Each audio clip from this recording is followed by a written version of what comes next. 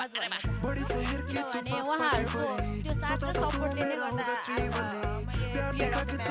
Match पाएँ यसरी नै फाइनलमा पनि उहाँहरूको साथ र सपोर्ट चाहन्छु र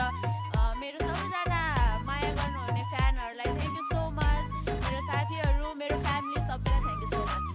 अलराइट अञ्जना र आगामी खेल फाइनल खेलमा दर्शकवृन्दलाई पनि बोलाउनु पर्ने हुन्छ सो अञ्जनाले धेरै माया र सम्मानसहित सबै दर्शकवृन्दलाई बोलाइरहनु भएको छ र फाइनलको तयारी कस्तो छ अञ्जना छोटो मिठो रूपमा भनिहालौँ न दर्शकवृन्दको जोस एनर्जीलाई अझै बढाउनको लागि हामी चाहिँ फाइनलको लागि एकदमै एक्साइटेड छौँ र हजुरहरूको साथ र सपोर्ट पनि हामीलाई एकदमै धेरै चाहिन्छ हाम्रो होम ग्राउन्ड हुँदाहुँदै हजुरहरूको जुन त्यो होम क्राउड हुन्छ हामीले साफमा जुन तपाईँहरूको साथ पाएको थियौँ र साफमा हामीले तपाईँहरूलाई खुसी दिलाउन सकेको थिएनौँ तर यो साफ क्लब च्याम्पियनसिपमा पनि हामी हजुरहरूलाई त्यो खुसी दिलाउने छौँ भन्ने आशा राख्छु र हजुरहरू आइदिनु हुन हार्दिक अनुरोध गर्दछु One highlights of the second half. Half time pushing the highlights for the यहाँ अञ्जनाको flying save.